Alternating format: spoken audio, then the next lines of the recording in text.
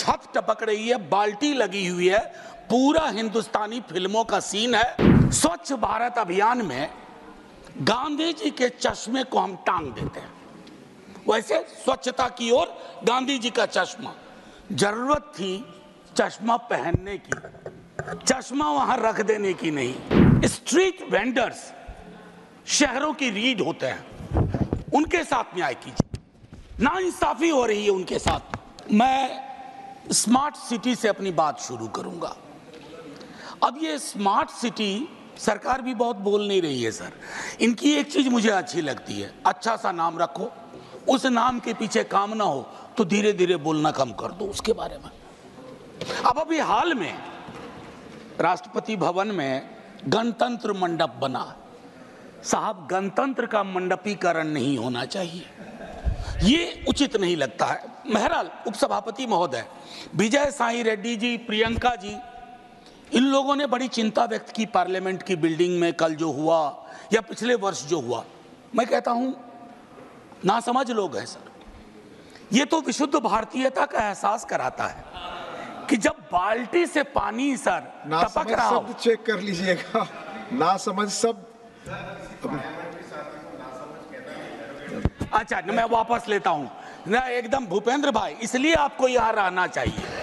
मैं ये कहना चाह रहा था कि मेरे साथियों ने शायद इसकी मर्म को नहीं समझा कि छत टपक रही है, बाल्टी लगी हुई है, पूरा हिंदुस्तानी फिल्मों का सीन है। मैं इसलिए उसके लिए शिकायत ही नहीं करूंगा, बस शिकायत नहीं करूंगा। सर, मेरी दूसरी चिंता है कि स्वच्छ भारत अभियान में गांधी जी के चश्मे को हम टांग देते हैं। वैसे स्वच्छता की ओर गांधी जी का चश्मा, जरूरत थी चश्मा पहनने की, चश्मा वहां रख देने की नहीं। गांधी का चश्मा नहीं पहन सकते क्योंकि दो परस्पर विरोधाभासी चीजें, गांधी और दूसरा मैं नाम नहीं लूंगा, एक साथ नहीं चल सकती क्योंकि मुझको नाम लेना भी बुरा लग रहा है। सर, तीसरी मैं मंत्री जी को कहूंगा, स्ट्रीट वेंडर्स शहरों की रीढ़ होते हैं, उनके साथ न्याय कीजिए। नाइंसाफी हो रही है उनके साथ। आपकी नीतियां कुछ बनती है, पुलिस प्रशासन किसी और तरीके से एक्ट करता है, और उस मद में जिसको हम कहते हैं पीएम स्वनिधि, आपका एलोकेशन भी 30% कम हो गया। तो मैं आपसे आग्रह करूंगा उसको देखिए।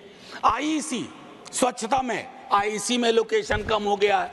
अमृत में आधा काम भी नहीं हुआ है, प्रोपेगेंडा अपनी जगह। और मैं एक चीज कहूंगा माननीय मंत्री जी को आपके माध्यम से, सर, शहरीकरण की जरूरतों को गांव को समझे बगैर नहीं किया जा सकता।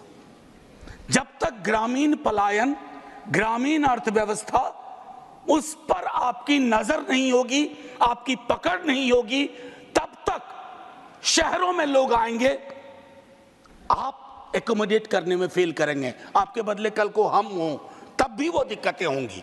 मैं एक चीज और भी उसमें कहूंगा, संपत्ति का असंतुलन भी शहरों में बहुत दिखता है सर।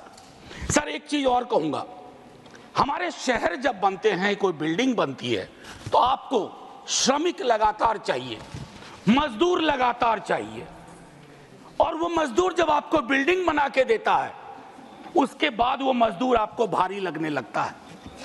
वो जहां रहते हैं उसको आप स्लम कहते हैं, और उस स्लम को अपनी नजरों से दूर करना चाहते हैं। स्लम हमारी नीतियां पैदा करती है। स्लम में रहने वाले हमारी आपकी तरह के लोग हैं, उनके बारे में दृष्टिकोण साफ होना चाहिए। और ये सैटेलाइट मेट्रोपोलिस नहीं कि एक स्लम रिहैबिलिटेशन किया, दिल्ली से 40 किलोमीटर दूर जाके रख दिया। कैसे काम करेंगे, कैसे रोजगार चलेगा? तो ये चीजें, सीवर ड्रेनेज के बारे में कई साथी बोल चुके हैं। मुझे तो अक्सर याद आता है विद्यार्थी जीवन में हड़प्पा मोहनजोदड़ो की ड्रेनेज सिस्टम की तारीफ सुनता था।